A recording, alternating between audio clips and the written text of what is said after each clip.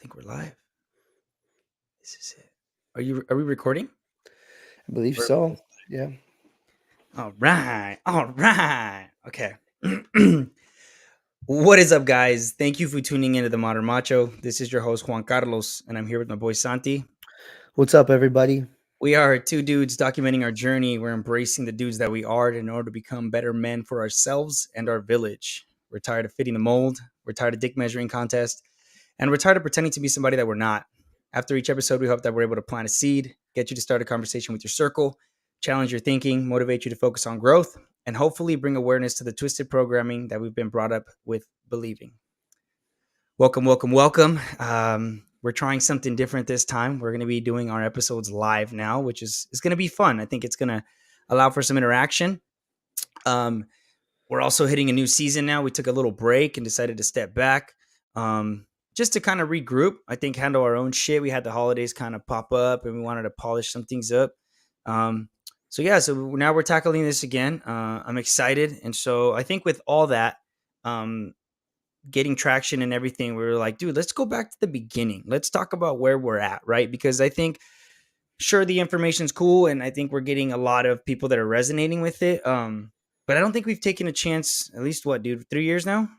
Yeah, it's been a minute, man, Fuck, since it's we been like, started. yeah, dude. So it's like it's been a minute since we've really talked about who the fuck we are because we're not therapists, we're not professionals. And I think that's what's kind of dope about this is that we come from a place of love. We come from a place of really wanting to help other men to understand like you're not alone in this shit. And we're not coming at it from a professional perspective. So before we get into it, how are you, bruh? How you doing? What's Yeah, the I'm word? good. I'm excited. I will let y'all know I'm sick right now. So I might sound a little stuffy. I'm gonna be probably going off screen to blow my nose every now and again. Love it. But nonetheless, I do not feel deterred. I like you said, right? It's been a minute since we've been able to really get back to our roots in a sense. And I think now that we've gotten a feel for doing these podcasts, we are able to kind of go back, revamp things, and make things a little bit more defined and sharper in a sense, right? So Yeah. I'm excited to kind of rehash some of these things with a sharper lens for sure. And so with that being said, man, I'm super excited Fuck to chop yeah. it up with you. Yeah. Fuck yeah, dude. I love it. So I'm my name's Juan Carlos de la Rosa. Most of my homies know me as Carlos. Juan is kind of used more in a professional setting for myself. Either one's fine. 30 years old. I got a son. My boy's 8. Julian, fucking the most amazing dude ever. Man, love him to death. IBW 477. I'm an electrician, union electrician. For those that don't know, I represent San Bernardino County. So I've been in the trade now for about 10 years, which five of those years is the apprentice program. Um, I graduated in 2010, and then I went to community college. I actually went to RCC for a little while. I did about 3 years there, and then I was transferring to my dream school, which was Cal State Fullerton. I didn't have the funding, and I also didn't know if that's what I really wanted to do. I was going for my business major, so I kind of like took a step back. Ended up, I guess, dropping out. I told myself I was going to go work for a little while till I figured it out, and then I would come back to school. So I applied for the electrical union. I ended up working for the city of Pomona, just doing like a maintenance job. I was actually working for the trash department, so I was literally cleaning up like loads of fucking waste and shit, and so I did that for a little bit. Then I worked at Home Depot for about maybe 6 months, just as I was waiting. This was in Ontario, and then got the call, got on the trade, and just never looked back. And so that kind of started the whole journey. Um, and that's where we're at now. We'll play it backwards, and then we'll kind of go from where the beginning starts. But yeah, where are you at? Who the fuck are you, and why are you here? Yeah, man, I ask that myself the same question every morning. Who the fuck am I? So what's up? My name's Santiago Sandoval. Everybody, I go by Santi pretty much. Grew up in Inglewood, right next to LAX. Uh, like later parts of middle school, high school, moved out to Moreno Valley, which is where I met Carlos. We were in band together and whatnot, chopped it up, and so pretty much my upbringing. I think a lot of that is what has motivated me to do what I'm doing today. Really, challenging myself as to trying to figure out who I am, why I am the way I am. So chopping it up a little bit more. My mom, she was diagnosed with aggressive stage 4 cancer when I was like in third grade, I believe. And luckily she's still alive, and so I do want to preface with that. She's doing well. But at that time, I felt like for me to process what was happening with my family and everything, it was really difficult. I honestly remember thinking that, like, oh, like, this means my mom's gonna die type deal. And but oddly enough, not being, I think, mature enough to be able to process those emotions, be able to process maybe the anxieties that came with. And so I think now as an adult, I'm now struggling a lot with the anxieties that I didn't feel at one point in my life, right? The anxieties of fuck, like, those existential type of questions that I ask myself on a daily basis. And so, even though oddly enough, you know, my parents are luckily healthy at this point. But anywho, I currently work at Cal State Long Beach. I work in student affairs. So pretty much, I got into student affairs because I'm like Carlos. I also went to Riverside Community College, and Shout out I RCC. think, yeah, good old Ruckaka. And so through navigating the community college and being able to transfer to the university, so on and so forth. All of that, by the way, being really led by my two older sisters, who and my parents, who really dug in education in my life. Like my dad, he was a gardener. He took me to work since I was a kid. He straight up told me since I was a child, like, um, if you don't want to go to school, the grass always grows. That was his thing. Like, Shit. you're gonna fucking work, or you're gonna go to school. It's one or the other. It doesn't matter, but you're doing something. And so in my mind, fuck that. Like, I hated going to work with my dad on vacations because that's all I ever did. And so that really fueled me to propel my way through RCC, go to the universities and whatnot. But I think in that, I had to navigate it. It's a struggle.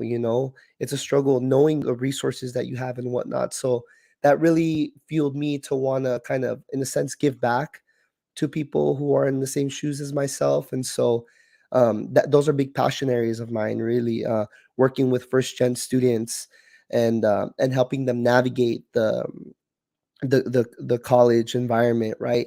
But I think also with that, which now fuels me to do what we do here, to kind of dip into that a little bit, is being able to navigate the emotional aspects of it, right? The self doubt that comes with that, the imposter syndrome, the anxieties, yada, yada.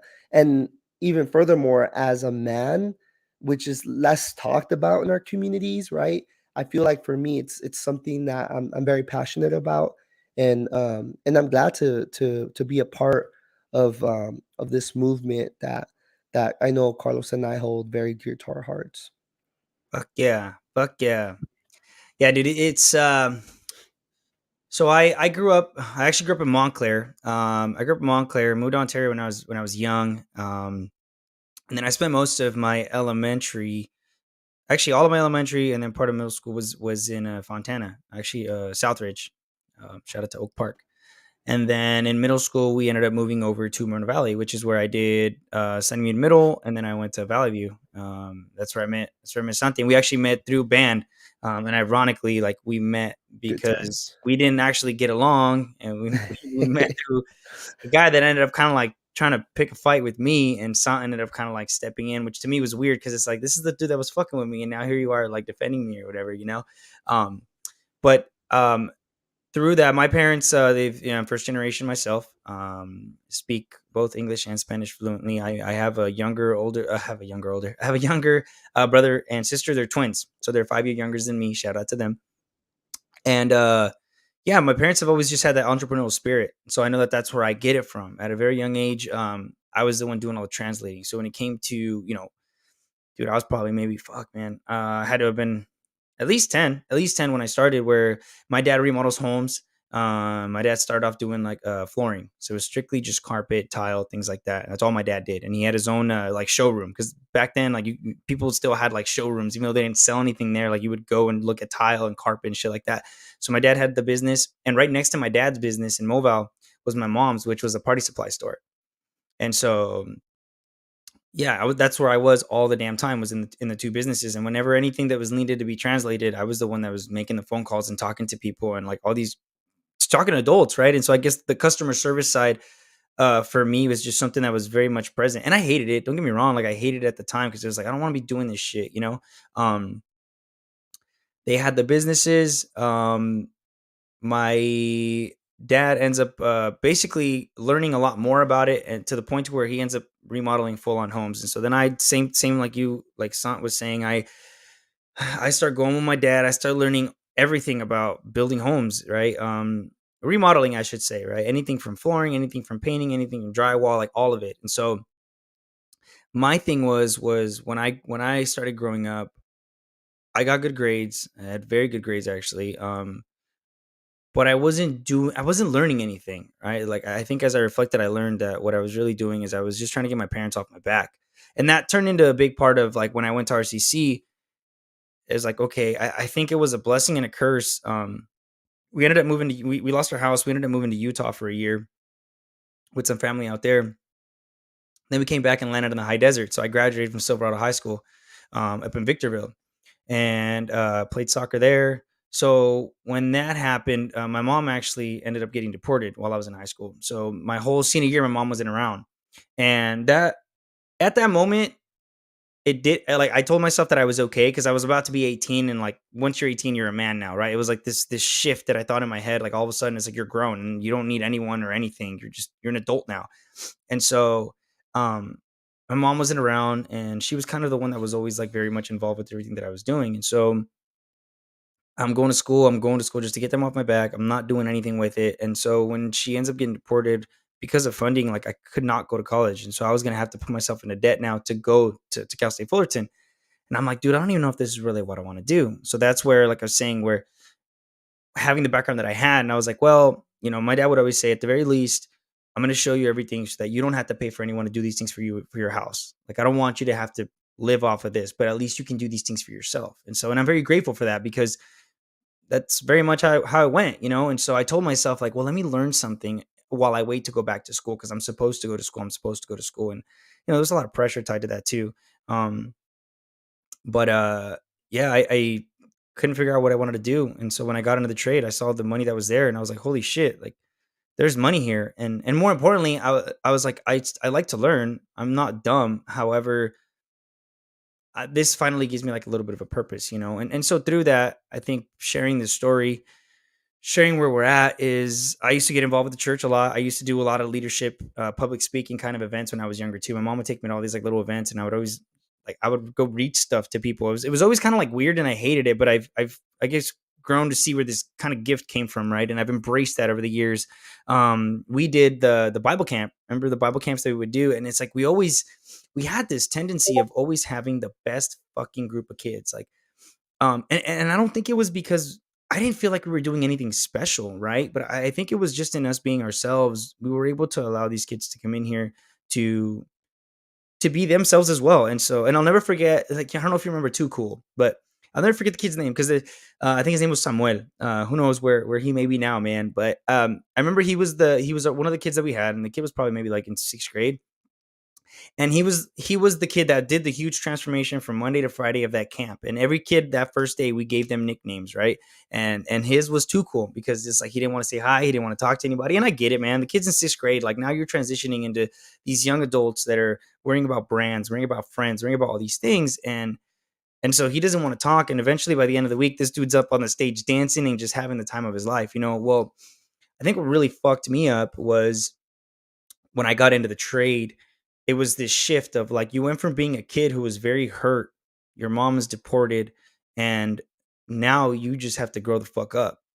Right. Like I've always been around an older crowd. Even when I was working with City of Pomona, I was the youngest one there. Everyone was in their 30s, 40s, you know? And so trying to navigate like where do I fit in? Right? Like where do I fit in? And so it took me down a very dark path, dude. You know, I end up basically meeting a woman, and 2 months later find out that she's pregnant. Right, gave me the most amazing kid ever. Right, and I really believe that everything happened for a reason. I have a great relationship with her. Shout out to Lizzie if she's listening. Um, but I wasn't ready, dude. I was a kid raising a kid, and I was scared. And unfortunately, I think I handled it the best that I knew how, which is a very, very fucking toxic way. So I end up kind of losing my course, dude. I fell into the drinking. I was drinking pretty much every single day, right? Started messing around with the coke. Um, a lot of drinking and driving, a lot of nights of not being home, a lot of nights of making her feel alone. And through all this, there was still like this part of me that knew like this isn't me. This isn't me, right? But I didn't fully understand it. I just knew that I wanted to be in a better place. I knew that I wanted to do more, but sadly, at that time, I almost felt like I had to let that go, and I had to just, like, be submissive to what the world was expecting me to be, you know? And really, like, navigating through that, and so then that's when I dated someone who told me to go to therapy, and I was like, "Fuck, I don't know if I really wanna go." Um, and plus, I also felt like she was pushing me away too, when she suggested, like, go to therapy, and I'm thinking, like, "Why the fuck would you send me to a therapist if I'm trying to express myself to you?" Um And so that whole part of it took a while, but it wasn't until I think like, I don't know, that cycle, bro, that cycle of drinking, suppressing, forgetting, and then dating another woman, and then feeling that void, and then ending up in that same situation where we break up, and now I'm trying to find out who's gonna provide, like, that comfort, right? And, like, just knowing, like, this isn't right, this isn't right. So when I went to therapy, I realized, like, holy shit. And I think the biggest thing that really, like, inspired me to start all this was that even though I know everyone has their own individual story, I knew that it wasn't about my specific story necessarily that was like, "Oh, someone is going through literally the exact same thing." But I think what really, like, sparked the light for me was there's a lot of shame out there right now, or there's very difficult spaces that you find that are willing to talk about this, and more so spaces that resonate, right? Because the first time I went to therapy, and I've mentioned this before, like, I went and asked my therapist. I told her how I was feeling, and she said, "Well, how do you feel from 1 to 10?" And she was a white woman, and while her intentions were pure, she didn't. She don't get me. You know what I mean? Like, and it was specifically I had made a comment about how I was like, "Hey, I'm starting to notice that I don't feel like I can talk to my family about stuff. Like, they keep telling me that they're listening, but it's weird." I was processing it, and I'm like, "It's weird, but we kind of like talk shit to each other a lot." Like, and that's how we show each other love. But I'm starting to realize that even though they say they're listening, because of all that shit talking, it's hard for me to feel like I actually can. And she was like, "Well, what do you mean? Like, how does it?" And I'm like, "Bro, she don't get it." Like, and at that point, I'm just like, I don't even want to fucking be here, and you can't even hear what I'm saying, right? And so, I think that kind of opened the door to like, whoa, we need to expose more of this conversation. And so that's when I reached out to you, and I think I was very scared about this too. I was carrying a lot of shame and a lot of guilt because of the mistakes that I was doing, um, and I don't know that I was ready to like put myself out there like that. And there was a lot of accountability that I was still tackling that I had to navigate through, right? And I'll get more into that. Um, but now I kind of want to send it over to you because I was thinking about this earlier, bro, and I have so much love for you. I have so much love for Q, right? Because the three of us kind of started this whole thing together. And then he decided to kind of go with his own branding, and we kind of part ways. But like, we're still good as friends to this day, right? But like, while I'm so grateful that you trusted me and supported me along this, where were you at in a sense of like being so involved, right? Like, what do you think at that point in your life you were like? Because you could have been like, "Hey, I support you. Do whatever the fuck you need to do," right? But I feel like for you to really hop on board, especially I know you enough to know that like you're not a spotlight kind of guy. If there's one thing, the difference between you and I is that like I I I can be more in the spotlight where you're kicked back. You'll stay in your lane, bro. So like, what was it that really drove you to say like, "Whoa, I'm intrigued and I want to be involved with this"? Yeah, dude. I mean, that's a big loaded question. And so I think to better understand where I was at that point, 2 years ago, 3 years ago now. I think like going back, and you remember this. I mean, from when the point you met me, dude, like I've always had the tendency of just being a total asshole hothead. You know, I always had this tendency of like, it's me against the world. No one's in my corner, and I don't give a fuck because I'm gonna run you over. And that was my mentality. Right. Um, and around certain people, like, I was not like that at all. Like, when I was with family, dude, like, even like, I was always the one that, like, people told me what to do. Like, my 2 older sisters essentially were the great white sharks, and I'm, like, just the hammerhead in the background? And that's how I always, like, explain that? But I think when I'm out in the world on my own, and because that's how it felt for me. It felt like I gotta do shit on my own. Like, even though I'm yeah, the baby, and at home I'm spoiled where my mom will cook and clean for me and this and that. And even then, not, spoiled with an asterisk, right? It's not like we grew up with money and shit, uh but there was definitely for me a sense of like I need to prove who I am. I think now looking back, I think that's what it was. A sense of me not really knowing who I was and the fear of the unknown. And so through through me navigating that, when I got into college, started getting into drinking, and we all know, like, when you start drinking, you're a hothead. That shit just takes you through many directions, right? Um, and then coupled with that, I think there was also a sense of me not knowing what I wanted to do with my life. When I was at community college, I transferred to the university as a music major because that's what I wanted to do. I wanted to play music, but I had a complicated relationship with my music and my passion for it because my dad really I lived in his shadow for the longest time when it came to music, to the point that, like, and you know n- giving myself the flowers that I think, whatever. I do think I was musically inclined and talented. We met in drumline. I felt like I was pretty Yeah, competent in yeah, for that. sure, for sure. um, I played music, and I still play music with my dad playing guitar. I feel like I'm fairly competent in it. And but my like once again, I lived in his shadows in the sense that, like, when I got to the community college, my dad literally told me, "You have to choose one or the other. You can't do both. Enough of this bullshit. You've had your fun." And so I ended up picking guitar, in part because that's what me and my dad did. We made money, and I knew, in a sense, that was the right choice, Mm, right? And I think there was so much sense of, like, me being like fairly good at the guitar that I never took on challenges because I was afraid of not being good enough. It's like, no, no, I can't. Fuck this piece. Like, I mm, don't even want to play that song because fuck, it's a stupid song anyways. I'll just stick to what I know. And so it was a lot of that, even through the university grind. I mean, I rarely ever practice because, once again, why practice when I'm good enough? And when I did embark those challenges, there was just a lot of an internal struggle. And so I ended up picking up criminology as my second major. And I think in learning about, like, crime and society, and learning more about, like, and once again, this isn't to get political or anything, but learning more about how society works, how race, ethnicity, identity at large kind of plays a role in how we function and how we interact with one another.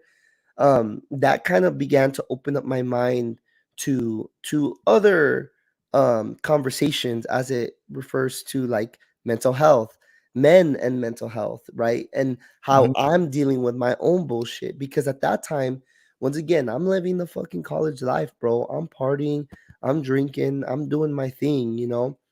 And I think it all came to a head. And I think I called you this night, bro. There was a night that, I got into a physical altercation. mm, Um, Long story short, the kid who I got into an altercation with ended up in the hospital for 3 days. And you would think, like, that I would pat myself on the back and say, I fucked this kid up.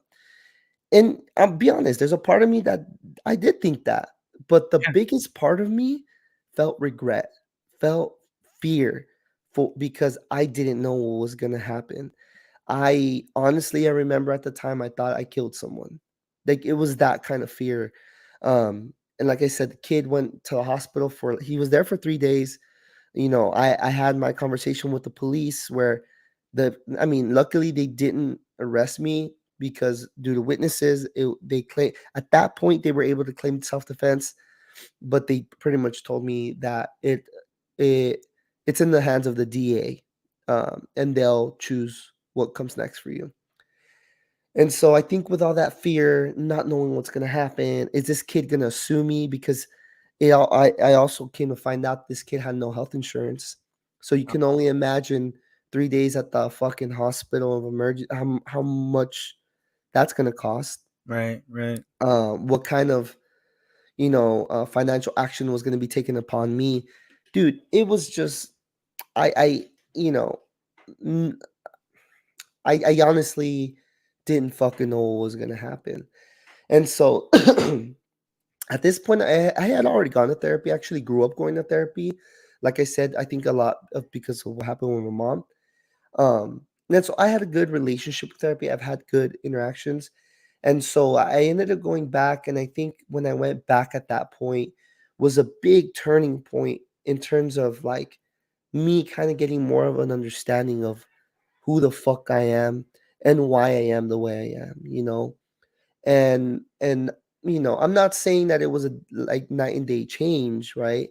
But I think that was the starting point for me to get to where I was 3 years ago when we started this, where I mean, I don't see myself as a hothead anymore. Yeah, I could get like pissed off every now and again, but any human being can get like that. right, right. I also know that like violence isn't the answer.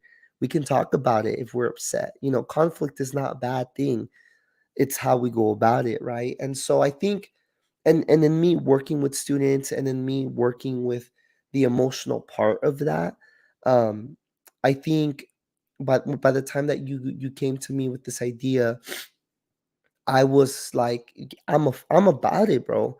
Once again, and you're right, I'm not a big spotlight person, and I think that was my biggest asterisk when Yeah. I said, "Yeah, I'm down." Was kind of like, "Yeah, I'm down," but like, I don't Just get know. back here. Yeah, you know, I, I'm more privy to like some of the ideas we talk about, the conversations, as opposed to like me putting my face out there.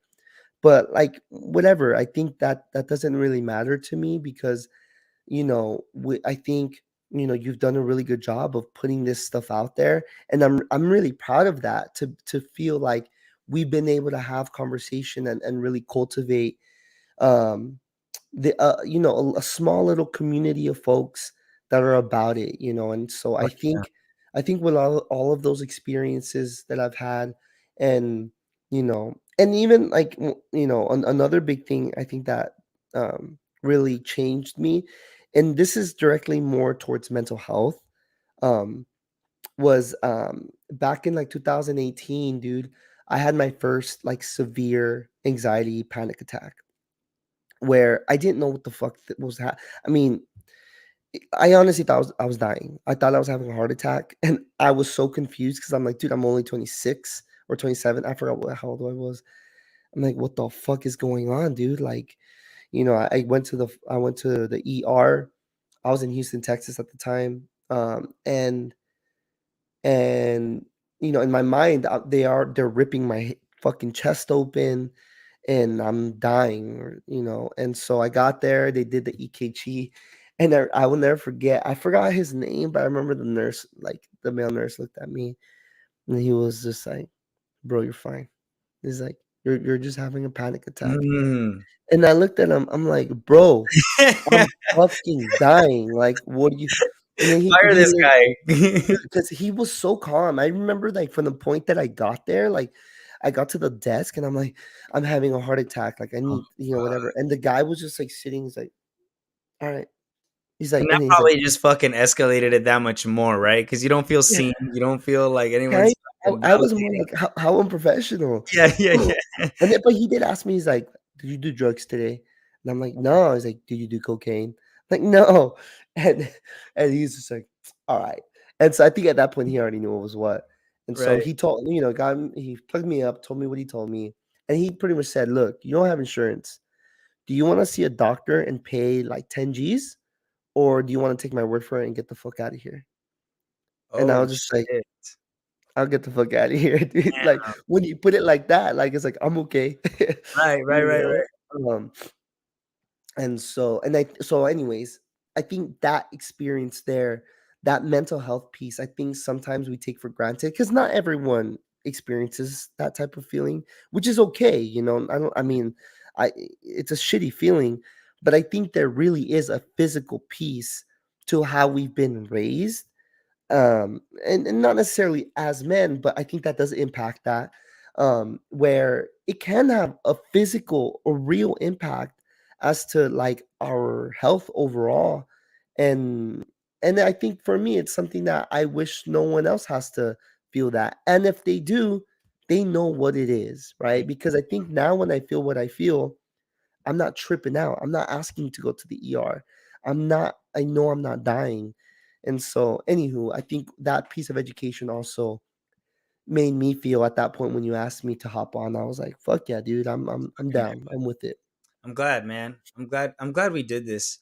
I'm glad that we started this. It's kind of crazy. Like, it's interesting. We were talking about doing this so that we can kind of share who we are. And like, I think, I don't know how you feel, but I feel like even as I'm reflecting on these last 3 years, I'm like, holy shit, we've come a long way. Because I remember even just wanting to get on and talking about how honest we felt about something. I was so scared about being wrong, right? Like, about that I was going to say the wrong thing, where now it's like, dude, your intentions are so good though that you know that even if you do, you're willing to apologize, you're willing to listen, you're willing to have empathy for others.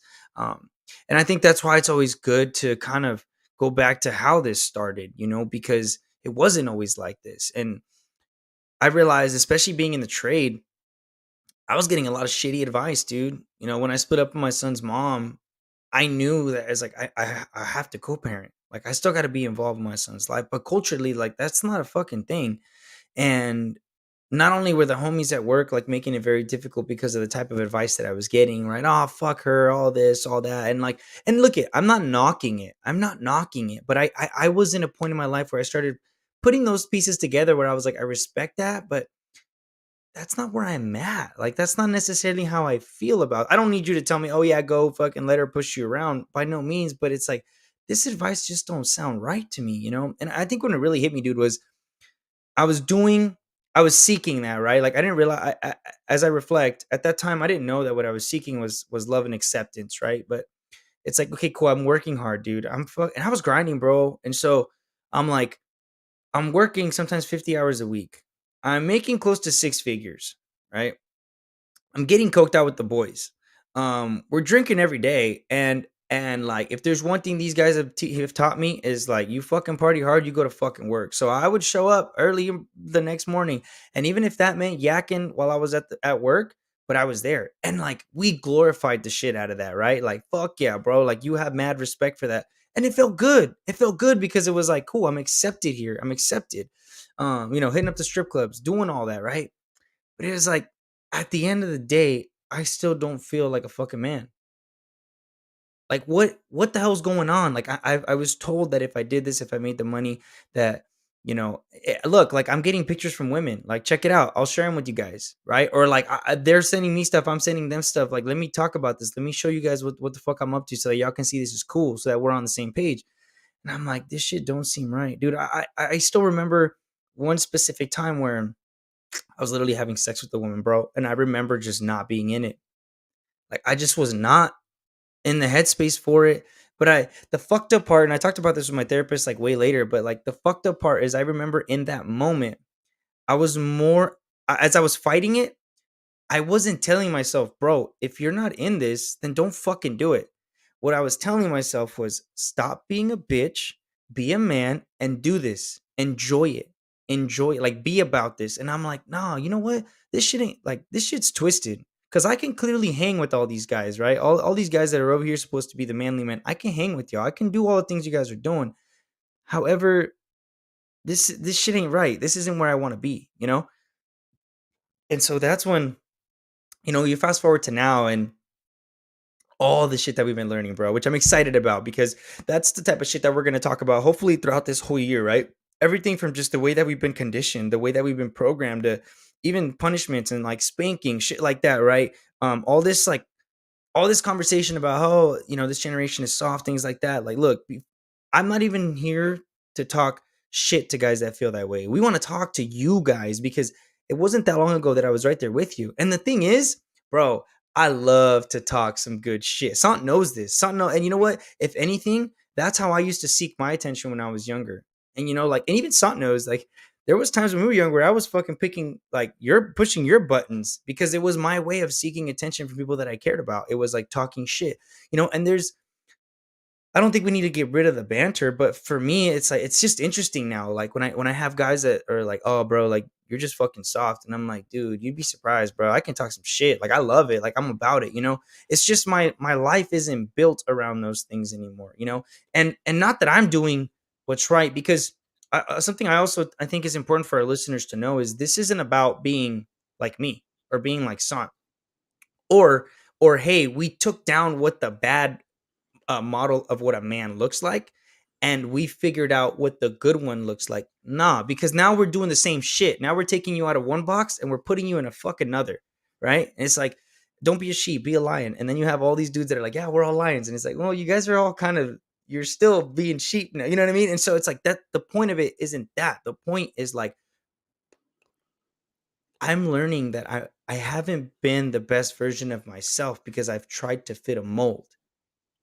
And I've learned throughout the years not only how much that has helped give me real freedom, but I've been seeing and have been so blessed with sharing space with other men that have been figuring out the same things for themselves. And it's wild, bro. Like, because now even looking back at thinking like, dude, I would say it was gay to wear a pink shirt. And it sounds so stupid, but at the same time, we lose brothers over something like that because it's so deeply ingrained into our heads. And so then I'm like, hey dude, we need to do something about this. Like, we're distracting the reality is that I think you could probably agree with me, bro, is like we were distracting ourselves for a long time. We weren't getting stronger, right? Yeah, Like we've just become really good at being numb yeah, because as an older brother, I wanted to be able to give a lot of wisdom to my siblings, and I put myself under this pressure. And the truth is I had no fucking wisdom to give them. I didn't, mhm, because I had nothing. Like, I had done nothing more than what I was supposed to do because I was living in this crisis mode. I was essentially surviving, right? And yeah, I hated even using the word victim because it's like, oh, that means that you're not going to do anything with it. And I had to learn, no, no, no. But I've been a product of my environment, and I have yeah, to be able to accept that so I can figure out how I navigate, and then I choose what to do with it. I do agree with that. Like yeah, all these situations have made me who I am. I decide what to do with that. Um, and I always find it interesting because I've learned over the years too that even when I fall apart and there's moments where it's like, fuck, dude, I'm going through some shit. I'm like, damn, I'm quick to look at that moment and think like, man, someone who does that, someone who's vulnerable is so weak, right? It's a moment that moment of vulnerability can be seen as a moment of weakness. And I look at it now and I'm like, dude, I realize it takes so much strength to deliberately put yourself in a position of vulnerability. And we don't emphasize that. Emotional intelligence. And not only that, but it's not modeled and we don't see it. And when we do see it, like a lot of the advice that I was seeing, a lot of the stuff is, so this is how you get better. I'm like, yeah, bro, but you have a fucking Ferrari in your garage and you live in this mansion as you're telling us how it's okay to not have to go through some shit. And it's like, you're not navigating in the world that I'm going through. And everywhere that I turned, I'm like, I don't see it. I don't see any of this. I don't vibe with any of the information that's being put in my face. And I think half the battle is that a lot of us are badasses, bro. Like we're misunderstood. yeah, We have the capabilities of handling our shit, right? And we don't need someone necessarily to give us answers, just to believe in us. yeah, And I think that's my main focus, is like giving hope to those guys that think like, nah, you need to be educated. You need to be born into a rich home. You need to be born into this. It's like, brother, I might sound a little well spoken, but I fuck up on my language and my writing all the damn time. Like I literally fucking I'm a construction worker, and I'm not downplaying my construction workers out there, but what I'm saying is like we can all do this shit. And the reason why I feel like it's so important is because I think what really makes me kind of sad, it does, is that I think we're doing so much more than we need to because we've fallen victims to a mentality that we don't necessarily need to follow. Yeah. I mean, we're feeling sorry for ourselves, and Yeah, it makes it easy for us to be fuck ups because in absolutely. my well, no, well, I'm a fuck up. You know, I'm a savage. I'm a beast. I'm like all of these very primitive things. And so it's okay when I fucking, womanize. It's okay when I get fucked up to no end, right? I think to your point, right? And it's funny when you talk about like that socialization piece, like, and and kind of like bringing it back to like how I said that I grew up being a little hothead. I remember I know a big part of that has to do with I used to get punked all the time when I was like in elementary, middle school. I used to get punked all the time, and I remember one of my an older cousin of mine pretty much told me, he's like, "Bro, you need to fucking stand up to these people, even if you have to fake it, like because the moment you do that, like you're gonna see it change." And certainly, like I started seeing a change. And sure, sometimes you get into those altercations, and it's scary, but you do what you got to do, but you do see a difference in how people look at you. I then remember it like a second time when I was in high school. Another dude told me he literally said, "Bro, just stand up to people and you'll never have to fight. Like if someone ever comes up to you, just Oh, say yeah, pretty yeah. much just act like you're." Intimidated.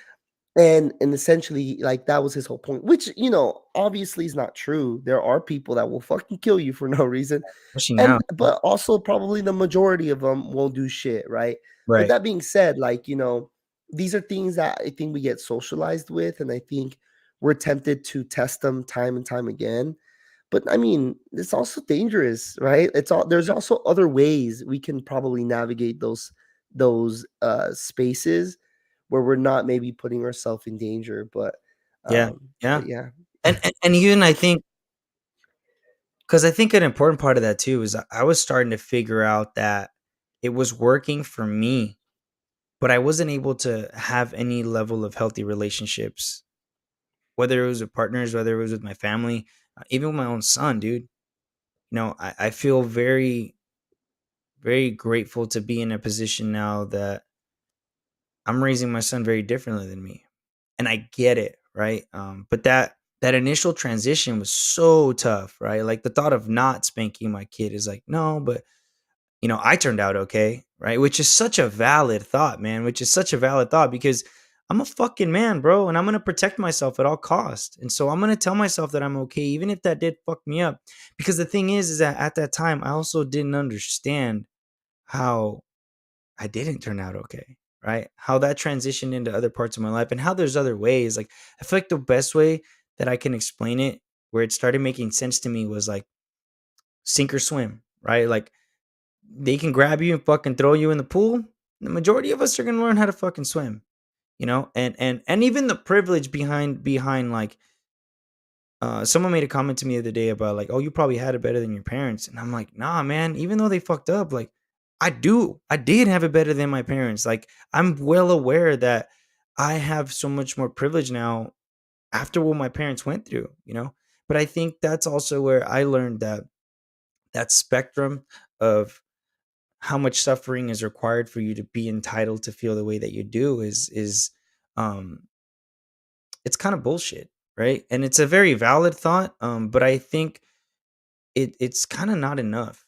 It's not enough, and I was tired of taking shortcuts. I was tired of taking shortcuts because I've been learning that that's one of the things. Like I'll use like dating for an example, right? If I go, oh man, this woman was cheating on me, and now we talked about it, and now she doesn't, and all she does now is she goes out on little hangouts with coffee with other men, but she doesn't actually sleep with them or anything like that.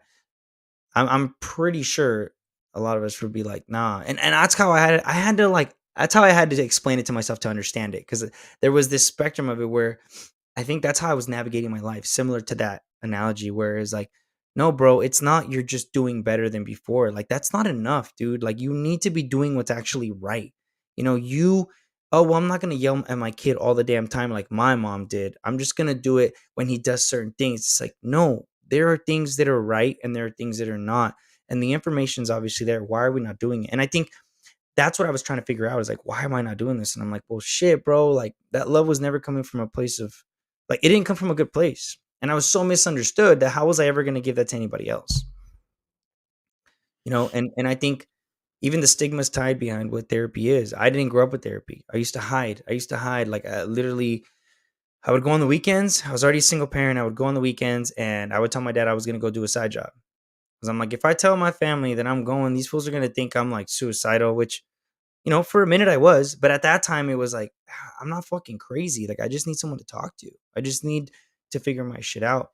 And it sucks. Like, as I thought more about it, I didn't blame my parents, but I thought, like, damn, how sad that I don't even feel safe enough to go to my own family to really tell them how I feel. If this is supposed to be the place of love, why am I not telling them what I'm doing? Why Yeah. is it that they don't know what's really happening in my life? Why do I feel more comfortable talking to friends or people that I'm just building new relationships with? I mean, I also think that that talk about generational understanding of mental health is really important and very interesting, Mhm. because none of us had the life that our parents had, right? Whether Right. it's better or worse, because I mean, it's just different, and I think like I mean, and we could get into this like in future episodes. I do think a big part of that is learning to let go, learning to not take a lot, in many ways, not take that shit personal, Yeah.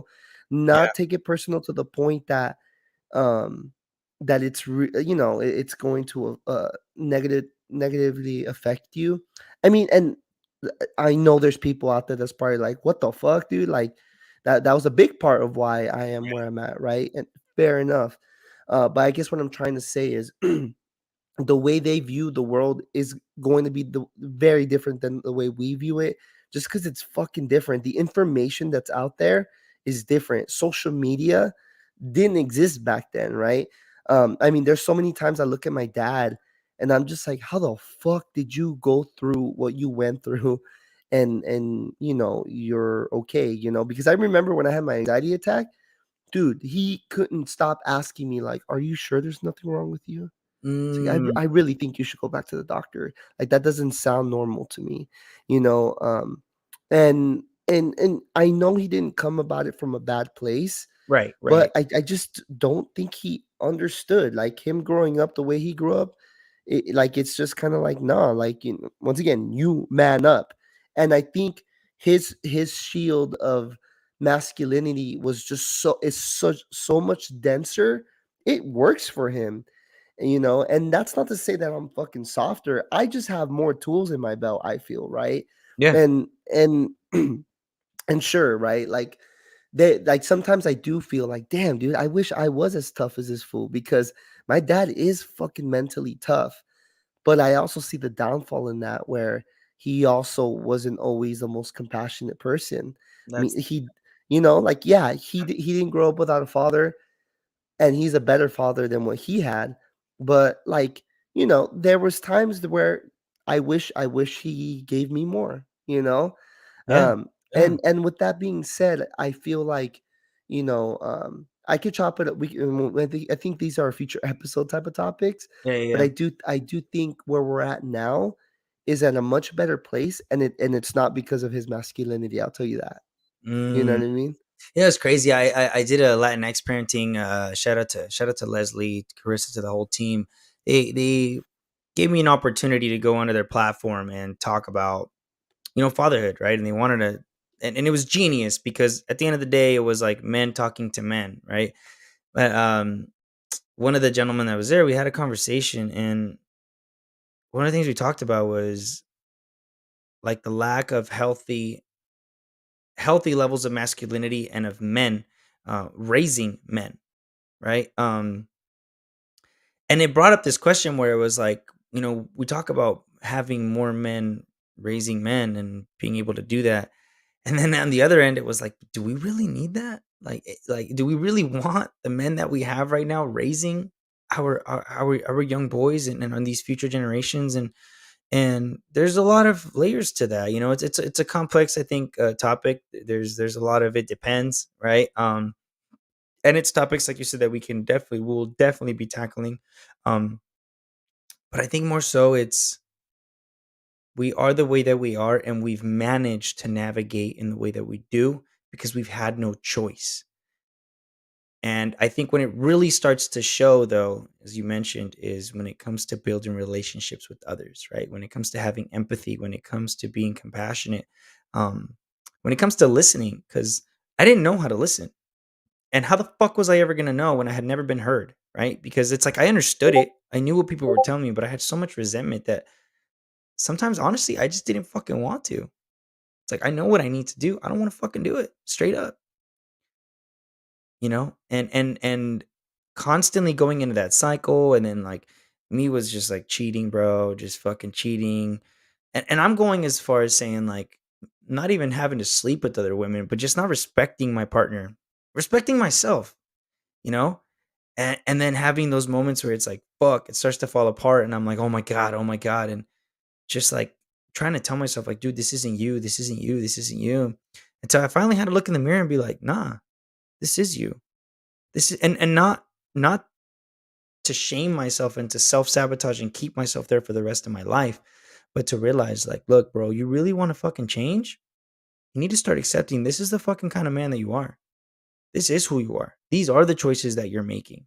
You know? Start throwing some accountability in there, um, so we can start growing, and that's where this platform came into play because it's like it's a hard part of life to navigate through, to have to step up.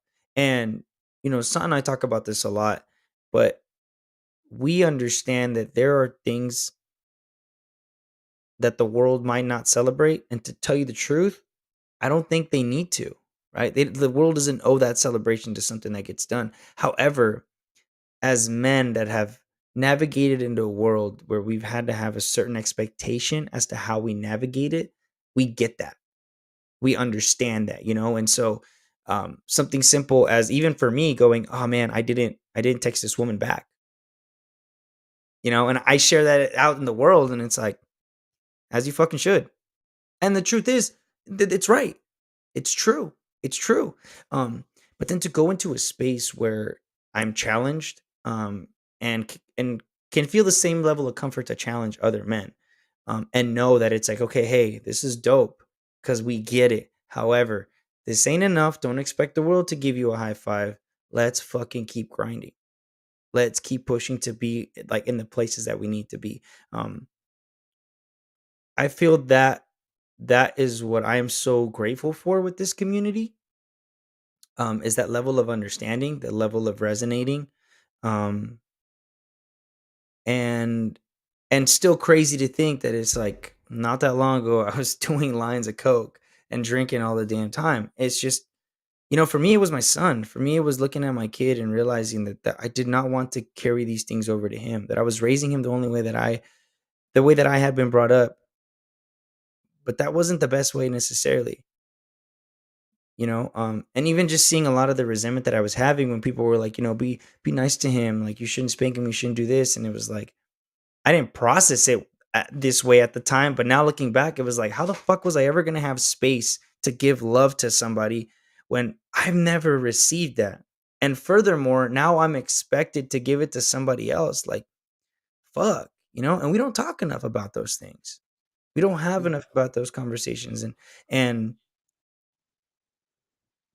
yeah, it's crazy, bro. Like it trips me out because I'm realizing we're all so different, yet we're on like similar parallels. Like I think we all want to find that peace at the end of the day.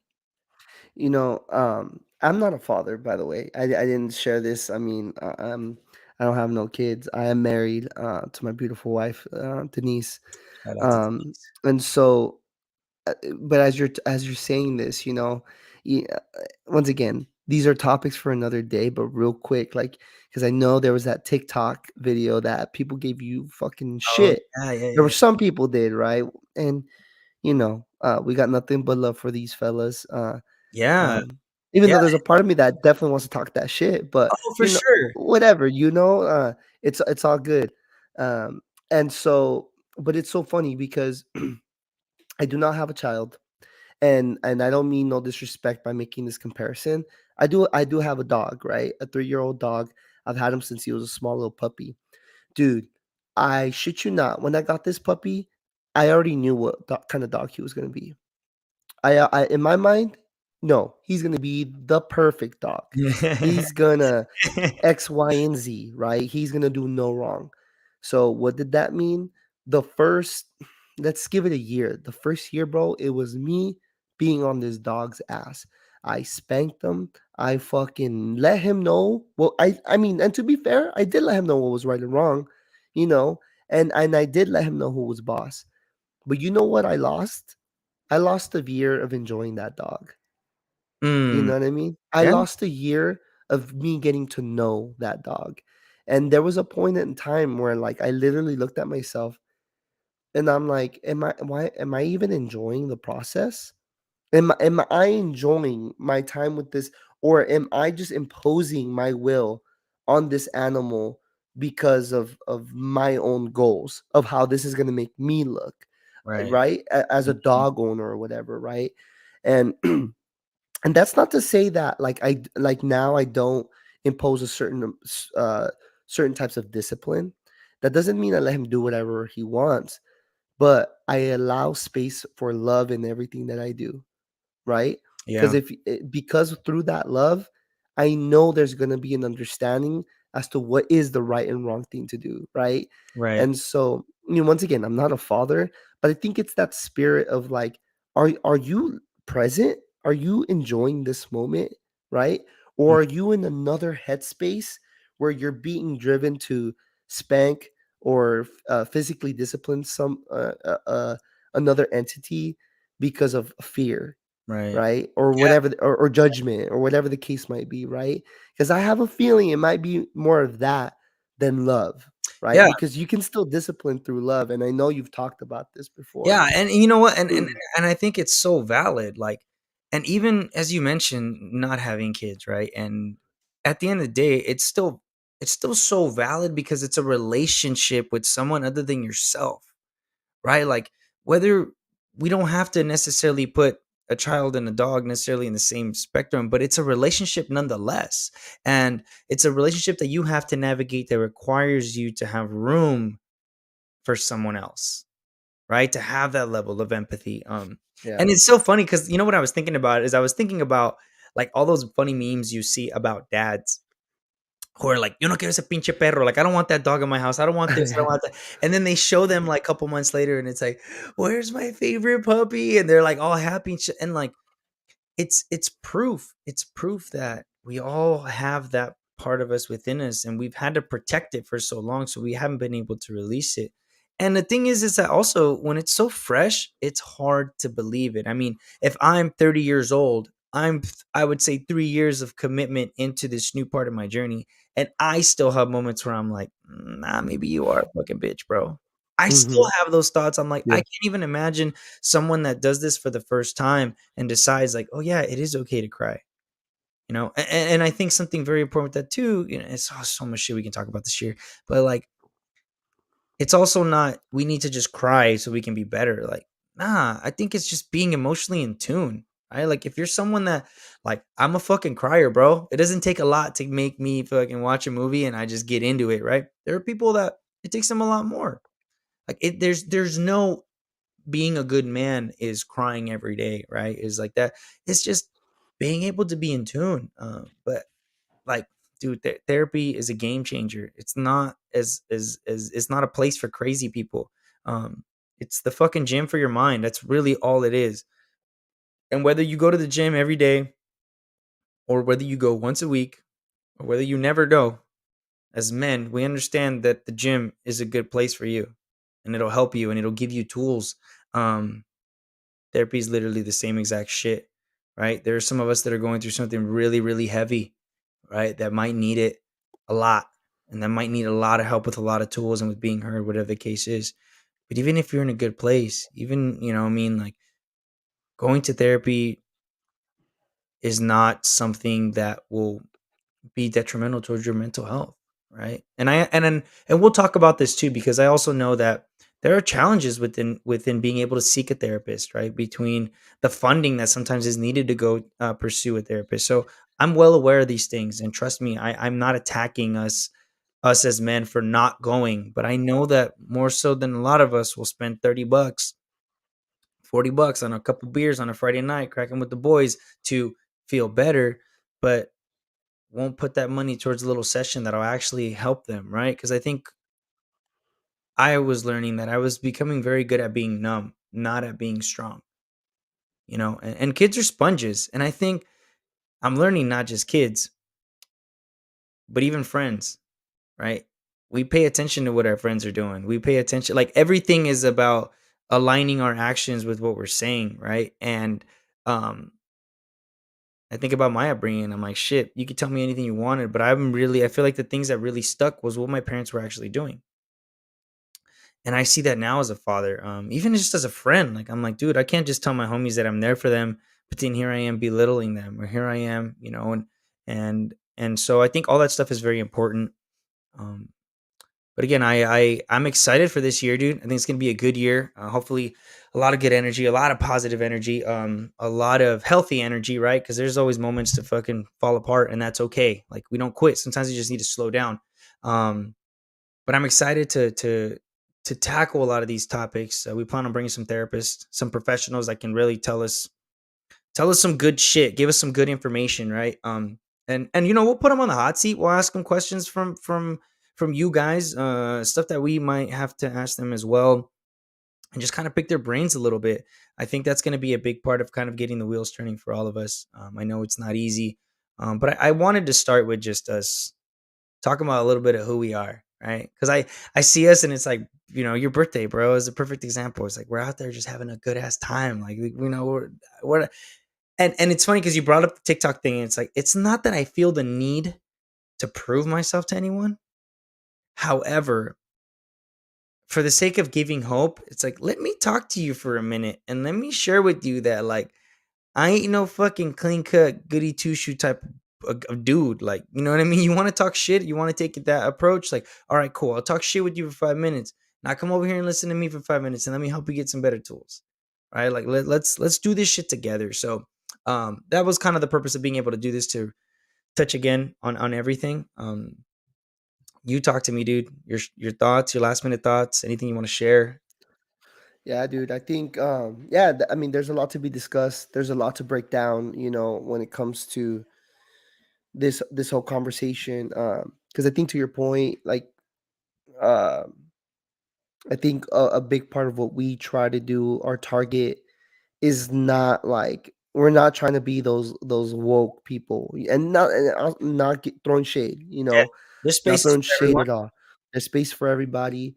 And we just want to make sure there's also space for, I guess, the common dude, the common, right, person, that, because I mean, sometimes these conversations, you know, for, through one way or another, they tend to get political, and I don't think that we're like, I mean, I think at one point, I know I was afraid of these conversations because of that. Yeah, I do But remember. I think, you know what, like, if it's for the sake of people who I feel are like myself, then I don't think I can have any room for that fear, Mm, because I think, like you said, I know we're good people. I know our message is good. We're not here to put any harm out there, right? And so, more than anything, we're just trying to have real ass conversations, stay authentic, and stay true to who we are. Um, and and we'll see what comes next, man. And I really hope that we're able to work in the trenches. You know what I mean? Like, yeah. really have our feet to the dirt, our hands in the soil, and cultivate this. Yeah, yeah. I mean, my goal, as always has been, is like just one dude, man. If we can fucking help out one guy, through sharing our story by the end of the year, we fucking did it. I kind of addressed this the other day, that I, I think doing this to be right, or letting ego get in the way to where we're just creating power in numbers, it's not getting us anywhere. And so to be able to have conversations with people with men that think differently, for the sake of growth. And that reminds me, shout out to Los, shout out to DJ, and shout out to E, um because right now you mentioned, like, being able to sit at the table with people that have different ideas and different views, and like just being respectful about it. And we'll get into that also. But like, man, I mean, you talk about being in a room with some dudes where you can have completely different political views, and at the end of the day still respect each other and challenge each other, like, and even being willing, like you said, son, like even knowing that I can go in there and be willing to stand up for what I believe, because it's not about, whose dick is bigger, right? But like, let's really just talk. And I think this type of shit is what they don't want, right? They don't want us Yeah. to get along. They don't want us to find the common ground amongst Yeah. each other. But it's dope, man. I want to give a shout out real quick to my boy Q, for helping out. We do have a book club. If you guys want to participate and get involved, we will have the link on our bio, for you guys to join. Gentlemen, get in there. The beauty of it too Yes. is like we're reading a book, but you're also sitting in a room with a bunch of degenerates talking about it. So it's like Mhm. we get to really share this experience from what we are going through, and we're bound to resonate, right? I want to give a huge, huge, huge shout out to my guy Matas, who has been helping out with a lot of the logistics. Future digital marketer. This dude's gonna be the guy. I'm telling you right now. I'm manifesting it now. His passion is incredible, and I give him a lot of love. You talked about not being parents yet, and like the shit that he's doing for himself to me is fucking phenomenal, and it keeps me inspired to keep doing what I'm doing. To the community that's stuck with us from the fucking beginning, to anyone that's new, welcome. We're glad that we get to share this space with you guys and hopefully bring you guys along on this journey. Send us some funny memes, talk some shit. It's all good. We're here for it. Like we're down. And yeah, like and subscribe. It helps spread the message. Send it to a friend. Um, any notifications that we'll have will be on there. That Linktree account is also going to have our email address, so you guys can also subscribe. Any events, anything that we have coming up, you'll know about it as soon as it happens. Um, we love y'all. We appreciate y'all. We look forward to catching up with you guys and talking to some more with you guys. And so, yeah, unless you have anything, you know me, I'm terrible with the goodbyes. I can talk for Mhm. another hour. So, That's it, man. Have a good night, everybody. y'all have a good night. Take care.